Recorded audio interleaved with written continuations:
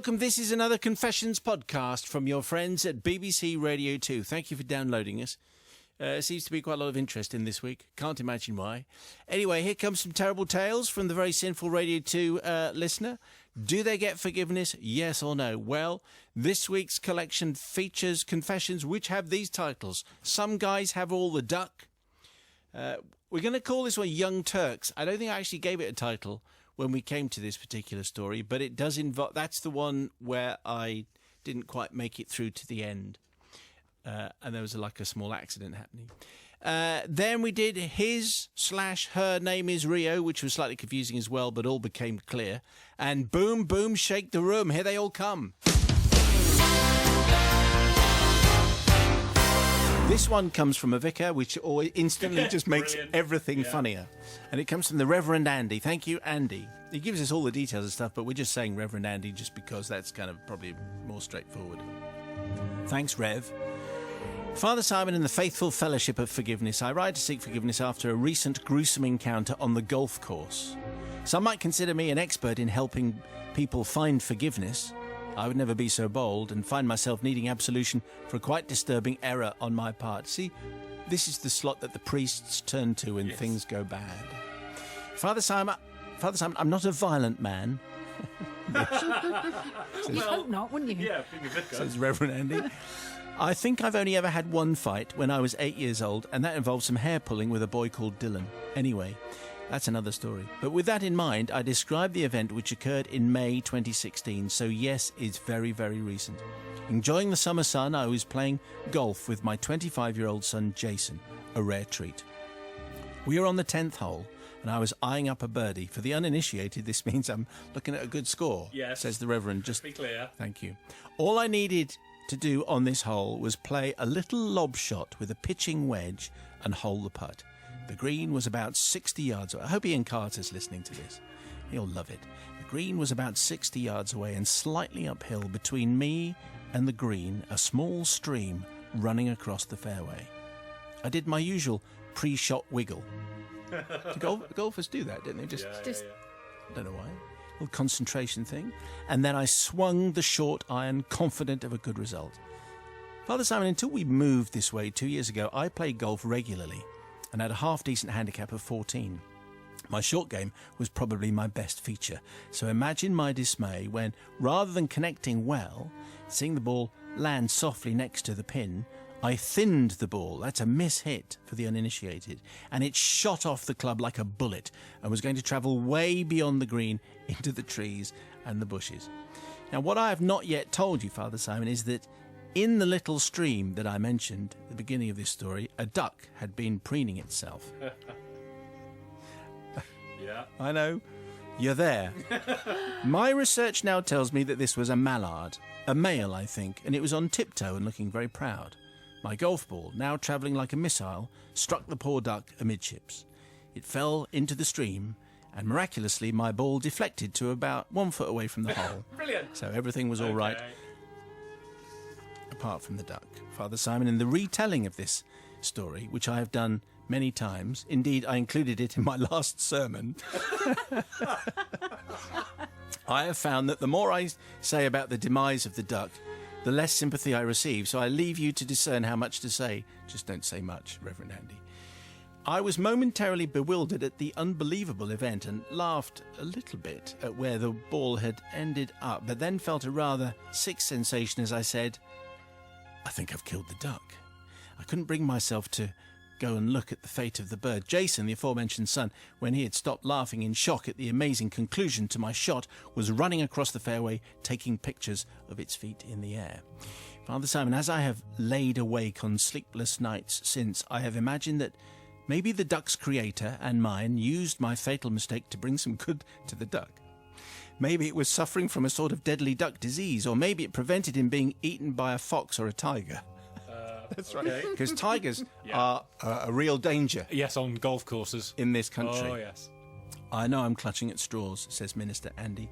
Needless to say, it was all an accident, and at no time was I trying to do anything other than just win the hole. It's just that the duck got in the way. But Father Simon, I beg forgiveness, not from the specific duck for whom it was too late, nor from ducks in general. They are actually my favourite meat, especially with plum sauce. But from members of my... You're not making it easier, Reverend. But from members of my church who've had to put up with all sorts of contrived lessons from the event. Being in the right place at the right time. Be careful where you put your head above the parapet, and pride comes before a fall, to name but 3 sermons I've got from this one story. Anyway, they're all getting quite fed up with hearing the story. So yours humbly, Minister Andy. P.S. I did get my birdie, by the way. So he got his birdie in a couple of different ways, but just to emphasise, it was just an accident. It was just one of those things. There was a stream, there's a mallard, boom. Anyway, could Sister happen Bobby. to anyone. However, you made no attempts to make sure it wasn't just concussed. It could have just been knocked out. You had basically an obligation to go into the pond, fish it out, and make sure it was okay. With your you smelling didn't salts. try. Well, you didn't try mouth to mouth. You didn't do anything at all. You're not going to try mouth to beat, just are you? left. Yes. Well, you don't. You just left it. It could have been absolutely all right, but you left it to drown. I think it was Completely. Obviously. Okay, more than concussed. Andy, you could have done more. You're unforgiven. I think it was very clearly an ex-duck from the moment the ball made contact with it. But all unintentional, of course. Yes, Brother Matthew. Well, I do hope that our golf correspondent Ian Carter is listening, because we know he does, and he will get in touch and tell us whether I think the duck is in the field of play. So therefore, it's the duck's fault. It's absolutely the duck is there. So if the ball rebounds off the duck, then there's no penalty, and wherever the ball lands, then that's still one shot, one stroke. So I think that's definitely the case. So therefore, nothing to forgive there. However, flogging a dead horse by using this story for at least 3 of your sermons, there must be other things going on in your life, Reverend Andy. Yeah. Come on. I mean, if I were in that congregation, I would be thinking at the end of sermon 2, let's hope he doesn't bring that one up again. Oh, look, it's the story about the dead duck again. He's flogging the dead duck, that's what Yes, he's he doing. is. Jackie in Cambridge sends this one. Thank you, Jackie. Dear Father Simon, I request forgiveness from the collective for misdemeanours committed some 23 years ago. It all started when Michael Palin did his Round the World in 80 Days programme. I so remember that. Do you? That was such a beautiful So remember series. that? Yeah, Do you it so was... remember that, Matt? I so do. Okay, you too. Okay, I said so. It was so brilliant. It was. It was so fantastic. brilliant. It was. Very, Carry very on, good. sorry. My husband and I met whilst travelling on a 3-month overland holiday in India. We both travelled to quite a few places around the world and consider ourselves quite adventurous. So when he proposed to me on the 3rd of December 1992, we naturally wanted to go somewhere exotic for our honeymoon. Istanbul was the place of choice, and we stayed in the Hotel Semengen, a converted old Ottoman house in the old quarter of Istanbul. Very authentic, we thought. We looked forward to bartering in the spice market and eating genuine Turkish delight, which is nothing like the stuff you buy over here, and seeing the sights of the Hagia Sophia and the Bosphorus. The hotel was next to a railway station, and on our first night at precisely 4:05 a.m, a train whistled past and rattled the walls and the floor of our room. Then another went past at 10 minutes past 4, and then another at 15 minutes past 4, and so on. You get the picture. At least we can say that the earth literally moved. The following day, we toured this wonderful city. Now, having watched Michael Palin travelling around Turkey, we decided that we absolutely must have a Turkish bath. Okay. As it happened, the hotel had a hammam, which is a Turkish bath, in the basement, so we booked a session at reception, and on the designated day we went down to have our Turkish experience. As we entered, we were given a smallish checkered cloth folded on top of a fluffy white towel. That was the Orb, wasn't it? They did that. Just one. Very good. And we were told to put our clothes into a locker. Well, I think they had one each. Just I don't think one they had to towel. share one. Okay. One towel. Should we keep our swimming costumes on? My new husband asked. Good heavens, no, I said. Remember Michael Palin showing his buttocks on the BBC? Yes, of course. Yes. We all remember that. Yeah. No, we wouldn't be laughed at, I declared boldly. Do you remember that? I do remember it, yeah. I should mention that my husband is very shy and would not normally entertain this type of thing. But being my new husband and wanting to keep the peace, he decided to strip naked and wrap the fluffy white towel around his waist. I did the same, wrapped the towel at the top, covering my indignity. We were then shown into a room full of Germans and Dutch. all of whom had the smallish checkered cloth strategically positioned to cover their embarrassment. Their eyebrows raised considerably when we entered the room, and mumbles of, and I quote here, "gewagt for der English" could be heard, which means, because I checked, daring for the English. Oh, hello. My husband shot me a glare I will never forget. We decided there and then that we would not go into the chamber alone. We were definitely going to go in together. So into the marble-clad room we both went, and we met our young hammam wearing his checkered cloth around his waist. I think that's what they all do. First he buffed and washed my husband thoroughly.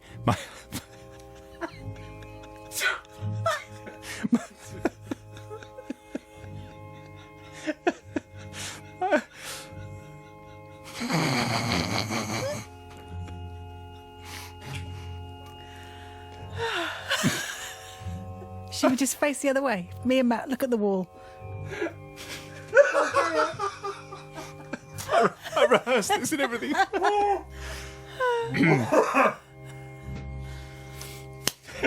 Right.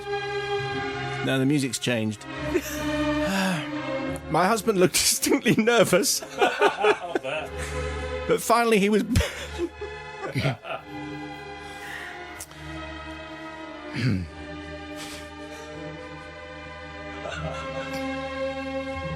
Should we read it? Have we got one we did earlier? Finally... I'll just go fast. Do it. Finally he was being rinsed and it was my turn. At last, I too had been scrubbed clean, and we got up to leave. "It's not like this at the golf club," my husband said. At this point, the hammam... This is the final point here. At this point, the hammam literally jumped onto the marble slab and said, and I quote, "Massage me massage, me massage." Steve and I looked at each other, thinking this might be the way of things here. I can't believe that we did this. But anyway, so we started soaping his body, trying to keep our arms as rigid and as far away as possible. "We didn't know this was part of the deal," I shouted. He just smiled. To say that we hurried the whole thing was an understatement, and we finished off with the largest, coldest bucket of water I could carry. We couldn't get out of there quickly enough. After that, we kept seeing the hammam around the hotel, who always winked at us. You don't want that, do you, really? So I don't seek forgiveness for my poor husband trying to impress me on our first married days together. He has surely made up for it since. Nor do I seek forgiveness from giving mixed messages to the hammam, who was obviously used to having guests arriving wearing the checkered cloth. But I seek forgiveness from the poor German and Dutch tourists who were subjected to our less than perfect naked bodies. I throw myself at your mercy. Well, that took at least 3 minutes longer than it should have done, for which I can only apologise. Anyway, there you go. It's another one of the stories with the Brits being surprised by what you have to do when you go abroad and when you get involved in that kind of thing with a fluffy towel. What do you say there, Sister Bobby? Well, I remember that series with Michael Palin. I remember thinking when I watched him have his Turkish... whatever it was, that there was no way that I would do that in the world ever, and it was a perfect example of watching a travel programme and learning what not to do. So I would say, Jackie, well done for your bravery, because there is no way that I would ever do that. It's interesting because I suppose on your honeymoon you weren't really expecting no. that kind of... What's this hammam? What's this setup? jumping on the slab saying massage me? I don't think that's part of the deal, is it? No, it was a bit of a surprise. Jackie, thank you for one of the best laughs in this studio ever. Of course, you're absolutely forgiven. I think I'd want a discount if the masseuse is after... Well, you'd have thought so, anyway, yes. What do you think there? I'm beginning to wonder whether our continental cousins are coming up with these rituals just to embarrass us. That actually they don't do this normally. It's only when Brits turn up on holiday that they go, and now we're going to do that bit where we all strip down and get buffed by the masseuse. Because I can't believe that these kind of things happen. It only seems to happen when we go abroad and find ourselves getting thoroughly embarrassed. In the small checkered towel. And make sure we get the really small towels out, because you know what the Brits are like. So I am going to forgive, because if nothing else, as Bobby says, it is hilarious. This comes from... I might need your help, actually, a little bit, Matt, on Okay. some pronunciation. It comes from Apologetic of Rio. Okay, so it's a Brazilian confession. I don't think we've had a confession from Brazil before. No. So, and obviously Brazil's going to be back in the headlines very shortly. For the Olympics, of Yes, course. that's right, Yeah. and for various other Right. reasons. But anyway, we'll take some more of these. Let's see what happens with Apologetic from Rio. Thanks, Apologetic. Father Simon, I've been wanting to unburden myself for some time with this confession and to ask for forgiveness. It was 6 years ago, when Brazil was booming economically, that a friend and I went to have lunch in a little restaurant in Niterói, which is a city on the other side of the bay to Rio de Janeiro. The restaurant is owned and run by a delightful 84-year-old Portuguese lady and her son, and they specialise in fish, and particularly a dish called bacalhau, which is essentially salted cod. By the way, if any of my Portuguese, I would say Brazilian, bacalhau, I think. bacalhau? Yeah. Okay, that's fine. I'll bow to yours. But except your knowledge is Spanish. It's Spanish, so which is I'm different. guessing as well, but I think it's bacalhau. The establishment was undergoing a facelift on this particular day due to the prosperity generated by all the custom that the restaurant had been receiving as a result of the boom. But that not kind of Dr. Mosh type boom. This is economic boom. Yeah. New tables and chairs, a new paint job were almost complete. We sat down and ordered food and a bottle of fine Portuguese wine, as it was my colleague's birthday. And after a delicious meal and the wine and the water and the coffee and then a little bit more water and then a couple of drinks before we went, nature suddenly called. And so I headed for the banheiro. Bañero. But would that be the same? I'm now making it up. I'm now saying it all as Mexican man. Yeah. No. Anyway, it's the toilet. However, says Apologetic of Rio, who's a bloke, by the way, when I got there, it was occupied. Okay, so I waited. And I waited a little bit longer. I waited a little bit longer, and things began to get a little bit more serious for me personally as time was passing. And I noticed that the malheres, which is the ladies, Okay. would that not be right? No, let's go with that, yeah. Should we just stick to the ladies? Yes. And then I noticed that the ladies was empty and the door open. But there was no way that I would have gone in, of course, being rather British about such things. So there's the men's, the homems, and the mulheres, Yeah. and the men's is full and the women's is empty. I am also British. I'm not going anywhere. I'm standing in the queue. I have my legs crossed. When it began to get to the stage that a little accident might be about to occur, I noticed that the one part of the restaurant that had not yet been revamped were the doors to the ladies and gents, but they had been prepared and readied to be painted, and the signs were temporarily attached by Velcro. With no one else waiting, and the occupant still busy inside the gents, and me by now being desperate, I saw my opportunity and I switched the mulheres and the homem sign. So the ladies became the gents and the gents became the Wow. ladies. Okay. How about that? I was intending to be quickly in and quickly back out again, and then I would return the signs to their correct positions before anyone could notice. That's pretty clever and pretty smart work there from Apologetic. Anyway, I wasn't long, he says, but long enough to notice how much larger the ladies' loo was than the gents, and that it had a huge mirror and makeup lights and that kind of thing. And then I was out. On emerging, I found to my horror a queue of 4 agitated women waiting to get into what had been the gents. So now the intention of rectifying what I had changed was off, and to make matters worse, the gentleman occupant of what was now the ladies emerged to a barrage of complaints from the women who'd been waiting in the queue patiently and were furious that he'd used what appeared to be the ladies' bathroom. He, of course, was dumbfounded, and even more perplexed when he discovered on checking the door that it clearly had mulheres, Which is not a word. which is or gents in Brazilian, clearly labelled. He was mortified. He looked at the sign, he looked at the queue, he looked back at his recently departed cubicle and left red-faced and mumbling and grovelling apologies to all.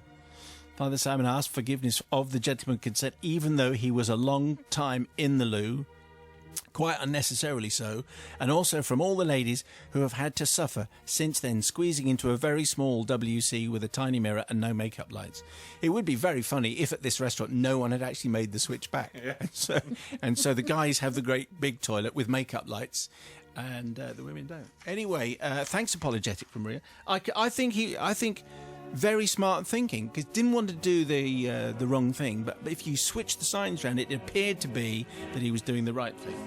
Anyway, it caused a lot of embarrassment to the poor old guy who'd been in there a very long time. Reading a paper, probably. Sister Bobby, what you saying there? It's interesting. You thought you had to change the signs over. You didn't just go in and just go. It provided a kind of a veneer of respectability. Yeah, that's it. It's the kind of the right thing to do, although then turned into the wrong thing to do. I am not a Mulheres, so I don't want to go into a place that says Mulheres. Or any of us. The right thing to do would have been to have taken both signs off and hidden them. That's the right thing to have done. Why would that be right? Because then the gentleman wouldn't have got in trouble and the ladies wouldn't be frustrated. They'd have just gone in the next available toilet, which is the situation, isn't it? Just take both signs off, hide, and then everything is fine, really, because then you've got two toilets between whoever comes in the line. So what I'm saying is, well, look, I appreciate your situation. You were desperate. You needed to go. You were embarrassed. You're kind of half forgiven because somebody else had to take the blame, and that's never nice. What do you say there, Brother Matthew? Is it just me, or was making the loo signs out of Velcro not something of a hostage to fortune? This was always going to happen, wasn't it? Someone was going to have a little bit too much to drink and decide, you know what I'm going to do? I'm going to swap the signs around and watch the mayhem.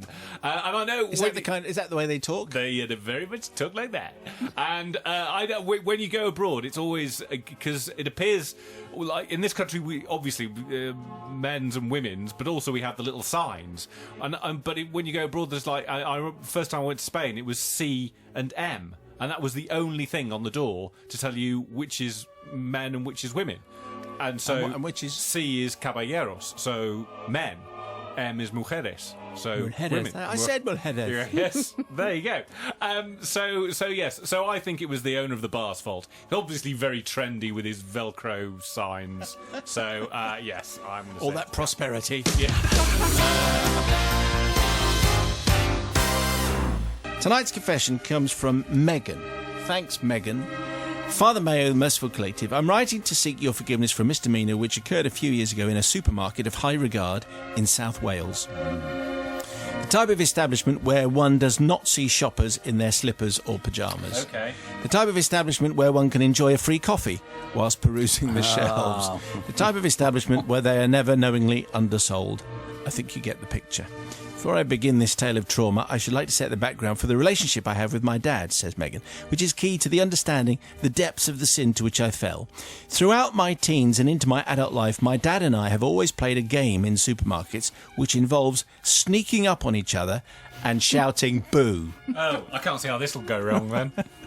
Many times I've been holding a box of eggs, checking them to see whether they're all intact, that kind of thing, when my father's dulcet tones have exploded into my ear, causing the type of expert juggling and containment which Schmeichel the Younger would be proud of. Yes, Simon, I am a Leicester fan. To be fair, and just if you don't follow sport... Kasper Schmeichel plays in goal for Leicester City. Thank you. To be fair, I have also sneaked up on my father, and perhaps on seeing him inspect the label of a particularly expensive bottle of whiskey, let's say, given him a little boo, and then also a little tiny nudge in the back. Again, Schmeichel-like reflexes, it must run in the family. One final piece of information that you need to have in your possession. I am a black belt in Taekwondo, and so a tiny nudge from me, I suspect, might be fairly substantial to anybody else. So on the fateful day in question, I arrive at the glittering dome of food shopping nirvana. I selected a gold-plated trolley and collected my diamond-encrusted food laser zapper, which makes shopping so much quicker. Having attached my shopping list to the trolley, I sank into the peaceful coma of selecting high-quality foodstuffs. I was mindlessly meandering down the vegetable aisle when I spied my silver-haired dad in the fruit aisle. I moved closer. Excitement coursed through my veins as I tiptoed through the papaya and other... Oh, yeah. Another okay. exotic fruit. Tiptoed through the papaya. Brilliant. Yeah. I was going to seriously surprise my dad this time. My hands stiffened into proper slapping paddles, and my biceps bulged with adrenaline, ready to deliver an almighty slap on the chest of my unsuspecting dad. This was going to be a corker. Time stood still. Everything around me and my dad ceased to exist. With predator-like tunnel vision, I was fixed on my prey, innocently testing the ripeness of a melon. The moment had arrived. That's what you do. You can't just buy any old melon. No, that's true. avocados as well. True, and if he won't let you feel them, then there's something wrong. Go somewhere else. Moving on. The moment Please, had arrived, quickly. I coiled ready to strike with full power. I drew my right arm across my chest, ready to deliver an almighty slap to stun my prey. I sprang forward and struck my dad square on the chest with a thunderous backhand slap, thwack, and boo, I yelled. The sound of the slap against the leather jacket echoed around the aisle. Children stopped crying. Tills fell silent. Gotcha! I cried triumphantly. There was silence everywhere. Yeah. Now, facing my prey for the first time, I looked up expecting to see my dad's shocked face, which would then quickly crumple into laughter. I know you're ahead of me. Well, I'd seen the silver hair, I'd seen the cool dude leather jacket my dad has, I'd seen the baggy jeans my dad has, I'd noted the build of the man, and I matched it to my dad, but I was entirely wrong. It was, in fact, another silver-haired gentleman, and not my dad at all. A rather dishy silver fox, in fact, who was now looking in astonishment at me, not without a hint of outrage, it must be said, nursing his chest, eyes wide, and in shock, and barely breathing. I wanted to die, Father Simon. As the supermarket sprang back to life, I wished with all my heart that an enormous hole would appear in the shiny granite floor of the aisle and swallow me up. I prayed to the supermarket gods for a time portal, anything to get me away from the horror unfolding before my eyes. I'm terribly sorry, I spluttered. I thought you were my father. Having physically attacked him, I now decided to bruise his ego further by accusing this gentleman of being old enough to be my dad. I'm 41, says Megan. In fact, he was barely 10 years older than me, and actually quite dishy. Did I mention that? Fortunately, a look of pained bemusement now began to spread across his face, and he said, Beta blockers. Okay. For a split second, I contemplated offering to rub his bruised chest, but thankfully common sense and decency kicked back in, and I scuttled away to reclaim my trolley. Because they don't do crime in this supermarket. My heart rate began to return to normal, but I had to endure a further 20 minutes of torture before I could finally escape. For every time I went into a new aisle, who would be there looking at me with a mixture of bewilderment and concern was the dishy silver-haired fox with the caved-in ribs. I eventually escaped the supermarket and sat relieved in my car, reflecting on the whole event and vowing never to boo my dad again. So clearly, forgiveness and spiritual cleansing from this lovely gentleman who could have complained and had me removed from the shop, could have verbally dressed me down, Father Simon, could have instinctively retaliated. I also seek forgiveness from the good shoppers who witnessed the event for interrupting their peaceful shopping, as well as the supermarket itself for behaving in a manner unbecoming of such an establishment. Have mercy, Father Mayo. Have mercy, says Megan, the shopper with a Taekwondo black belt. You don't want to get booed by Megan. What do we get here from the collective? Sister Bobby going first. I love in-family sabotage in a supermarket because it's the things you do to amuse each other just to get yourselves through it. We have all sorts of games in ours, one of them being foreign objects in the basket, which are not to do with foreign food or origin, just things that are not on the list that you try and sneak through to the till before the other person sees them. So I You love things sneak in like that. a star anise when it wasn't Well, expected. no, it's more like a pack of 3-star bars or something like that we shouldn't really have. But anyway, AA batteries. moving on. The only thing I think you should be really careful, because I say I love this. I think that poor man, it could have ended up so badly. So you have to He be was really fine, careful. He loved it. Well, yeah, love the attention. So yes, you are forgiven for your sense of fun. Just take care, and maybe you shouldn't. Maybe hit your dad so hard as he gets older. Yeah, actually, I thought you were going to actually have to forgive the air ambulance crew who were called to the scene as this guy went down. But no, or my mind raced ahead. I'd been married to the Silver Yes, Fox for 5 P.S. I years. married him later. Yeah. What a fine that was. And we've got 2 miracle children. But none of that came through. But what Megan's done this time, she's resorted to violence. Before, it was just a little prod in the back. This time, she's given her a right good slap. And Megan, you are Taekwondo, and Dad could have gone down like a sack of spud, so I'm not going to forgive you on this. You or your kumquats, or whatever he was looking at. He was testing the ripeness of a melon. That's what he was doing. Yeah. He was unsuspecting. What do you say there? No, Megan, no. Yes. On a certain level, wasn't Megan? Didn't she? I think she somewhat fancied Silver Fox. Her dad? Yes. I think she Subconsciously. knew. I think she was just using this sort of. I thought you were my dad. Oh, by the way, how are the papayas? I'm a black my belt dear. in Taekwondo. Oh, yes, indeed. So I think, Megan, it's time to be honest with yourself before you're trying to be honest with us. and say you were actually after your silver fox. So I am going to. So she did the whole thing on purpose? I think so. I don't buy this. Oh, I thought you were my father. But while I'm here, yes, I'm going to not forgive. Confessions at bbc.co.uk. More in a week. Thanks for listening.